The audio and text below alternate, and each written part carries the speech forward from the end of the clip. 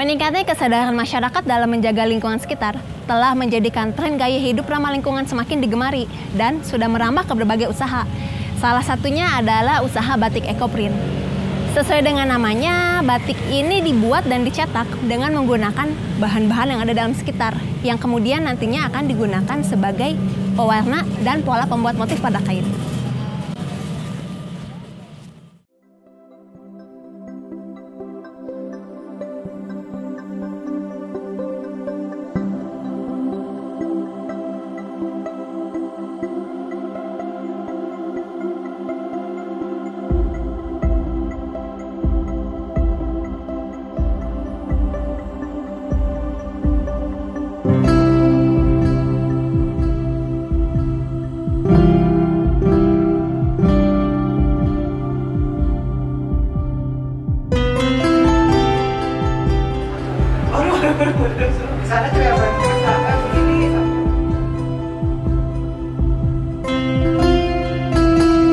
Kenapa kami lebih memilih ekoprint sebagai produk unggulan kami?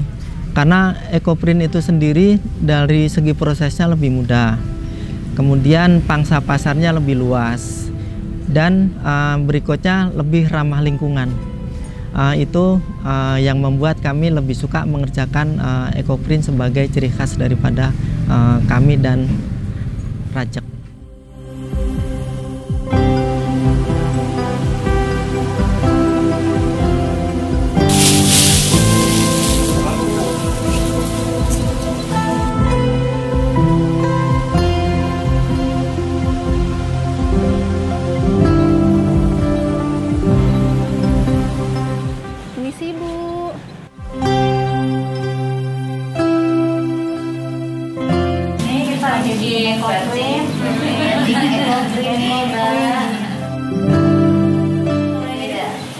Daun lanang katanya.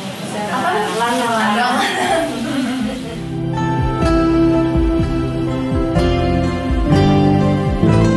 Silakan deh kalau mencobanya. Ini menyimpannya sembarang Bu? Iya, boleh terbalik, boleh ya sesuka ibu aja. Habis ini dikukus lagi. Itu dari setelah pengukusan sampai benar-benar jadi itu berapa lama? 2 jam. 2 jam. Pengukusan 2 jam.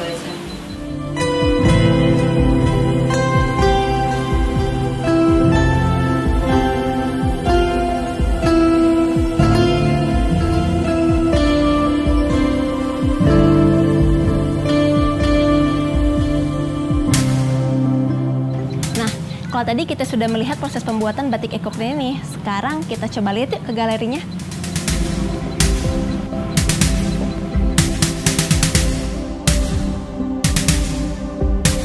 Ini kalau boleh tahu nih Pak, awal mulanya ini kapan sih Pak Bapak mulai? Dan kenapa sih Bapak tuh ada ide untuk usaha seperti ini gitu Pak? Yes. Awal mulanya kita dari pertama tahun 2019 bulan September, tanggal 5 sampai tanggal 24 kita diberikan kesempatan untuk belajar di Semarang dari Kementerian Koperasi. Dari situ kita diajarkan untuk pembuatan ekoprint, proses batik cap, dan batik tulis. Nah dari situ kita mulai suka dan memproduksi batik dan ekoprint. Nah untuk batik ekoprint ini sendiri nih Pak, ini kan beda-beda nih Pak ya. Itu memang motifnya itu beraneka ragam apa gimana sih gitu Pak? Jadi begini, ekoprint itu dibuat satu dengan yang lainnya itu tidak akan mungkin bisa sama. Karena bentuk daun yang kita dapatkan dari alam itu nggak ada satu dengan yang lainnya itu sama. Dan warnanya pun tidak bisa sama. Oh berarti untuk motifnya pasti setiap pembuatan pasti akan berbeda gitu Pak ya? Oke.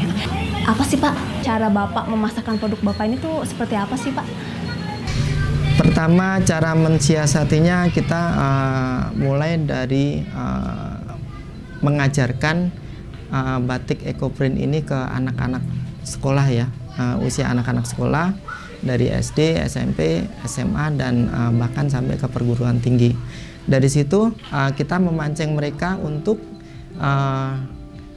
mereka bisa memakai batik atau ekoprint dari hasil karyanya mereka sendiri. Selain itu juga untuk desain-desain yang kita buat sebaiknya desain-desain yang menuju ke minimalis, jangan yang terlalu klasik ya. Karena anak-anak muda biasanya lebih suka dengan desain-desain yang simple, minimalis, dan modern. Seperti apa sih Pak siasat Bapak untuk menjual produk ini? Melihat situasi seperti ini gitu Pak. Jadi selama ini memang dalam penjualan kita masih mengikuti acara-acara yang ada di kabupaten, di provinsi maupun di acara kementerian ya Mbak ya, seperti bazar, pameran, dan terkadang waktu kita juga diminta seperti Jasa Marga untuk mengikuti pameran di JCC gitu. Dan di situ kita baru bisa melihat antusiasme daripada masyarakat. Bisa diceritakan nggak sih Pak untuk proses pembuatan ini sendiri dari kain kosong sampai jadi batik ini butuh berapa lama sih Pak? Iya, siap. Saya akan mencoba untuk menceritakan proses pembuatan dari awal ya. Jadi gini, ekoprint ini dibagi 3 tahap aja sebenarnya. Pertama adalah tahap proses mordan. Kedua, proses aplikasi daun. Terus yang ketiga adalah proses penguncian. Pertama, proses mordan. Proses mordan itu adalah menghilangkan dan membuka pori-pori kain dari efek kimia ya Mbak ya, yaitu dengan cara direbus ke dalam cairan garam selama 1 jam. Setelah itu nanti direndam selama 24 jam, terus dianginkan selama 1 malam sampai kering ya. Habis itu baru diproses di cairan tunjung dan cairan pewarna. Untuk pewarnanya sendiri alami ya Pak ya yang dipakai? Ya, semua yang kita gunakan di sini adalah pewarna alami. Kemudian kita lanjutkan di proses yang kedua ya Mbak ya.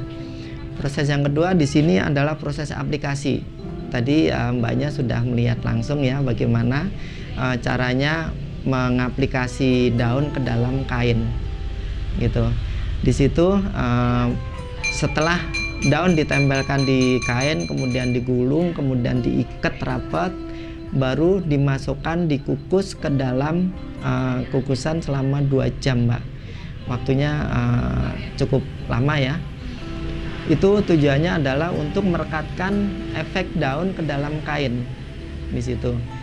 Kemudian setelah itu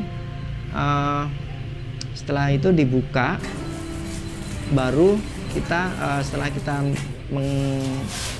mengetahui hasil daripada cetakan daun tadi, kita buka, terus terakhir adalah proses penguncian, yaitu namanya proses fiksasi. Sebelum penguncian itu nanti kain yang tadi udah diproses didiamkan dulu selama 7 hari supaya kain benar-benar nempel di dalam kain ya Mbak ya.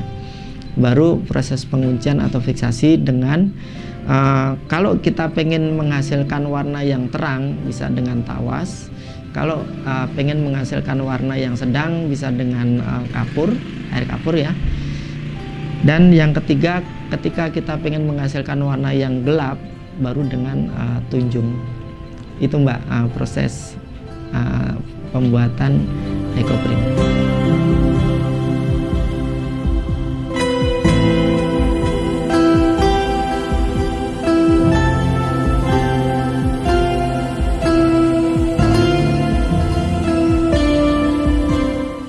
Pesan apa sih Pak dan harapan apa sih yang mungkin mau Bapak sampaikan untuk para pelaku usaha di luar sana Pak?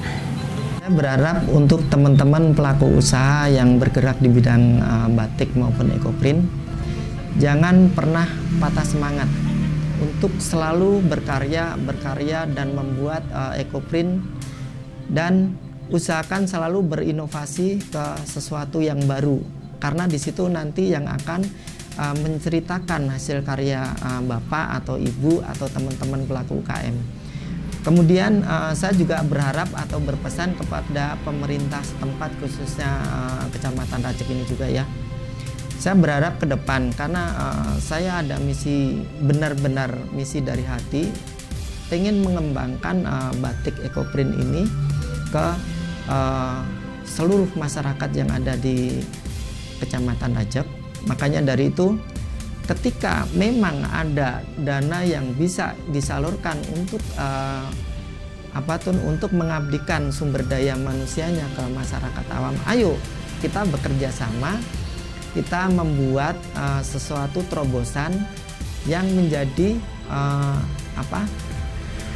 target daripada pemerintah pusat atau program daripada pemerintah pusat, gitu Mbak.